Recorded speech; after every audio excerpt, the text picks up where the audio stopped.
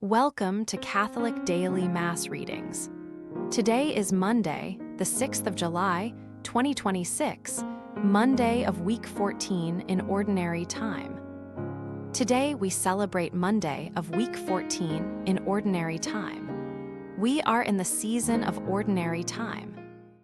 Today's readings invite us into the heart of God's tender, faithful love, a love that seeks us out, speaks gently to us, and never gives up on us. In Hosea, God speaks like a devoted spouse, promising to betroth his people with integrity, tenderness, and faithfulness, drawing them back into a relationship of deep trust and renewal.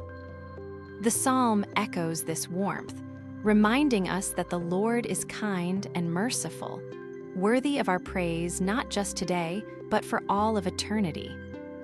In the Gospel, Jesus shows us this same love made flesh. He stops for a woman who has suffered for 12 years, heals her with a word of courage, and then raises a young girl from death, showing that no situation is too desperate, no person too forgotten for God's saving power to reach.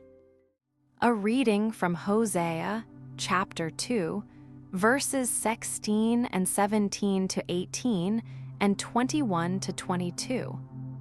It is the Lord who speaks. I am going to lure her and lead her out into the wilderness and speak to her heart. There she will respond to me as she did when she was young, as she did when she came out of the land of Egypt. When that day comes, it is the Lord who speaks. She will call me my husband. No longer will she call me my Baal. I will betroth you to myself forever, betroth you with integrity and justice. With tenderness and love I will betroth you to myself with faithfulness, and you will come to know the Lord.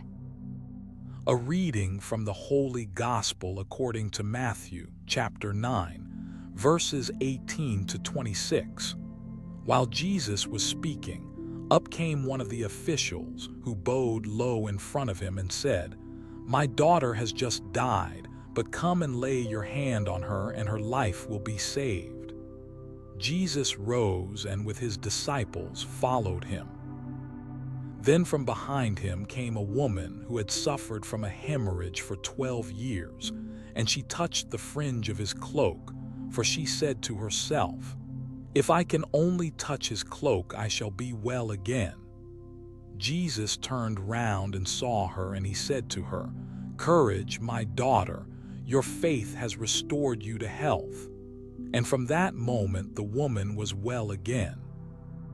When Jesus reached the official's house and saw the flute players with the crowd making a commotion, he said, "Get out of here, the little girl is not dead, she is asleep." And they laughed at him.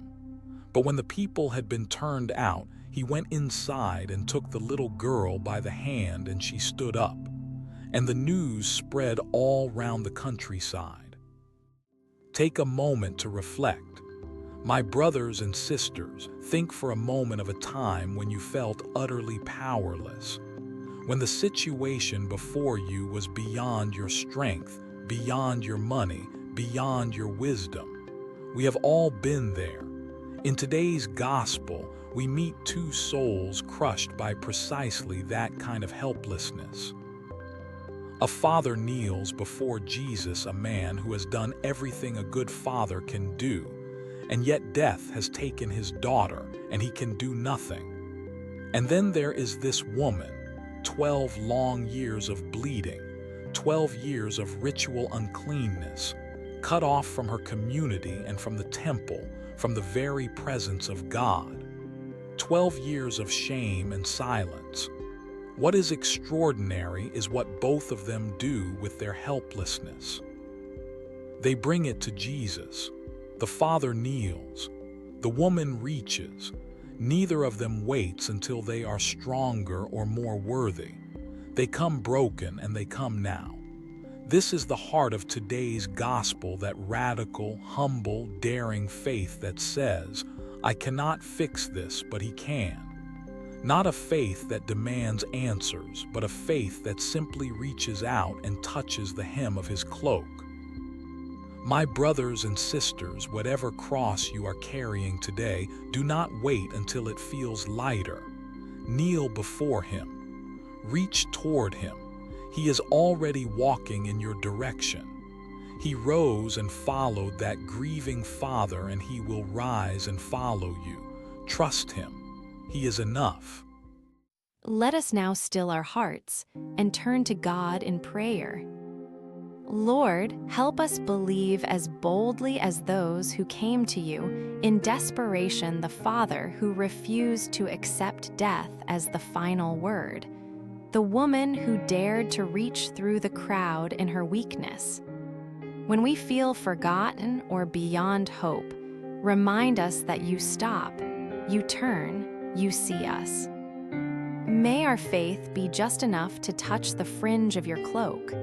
Amen. Thank you for joining us for today's daily Mass readings. God bless you and your family. Subscribe for daily readings, and we will see you tomorrow.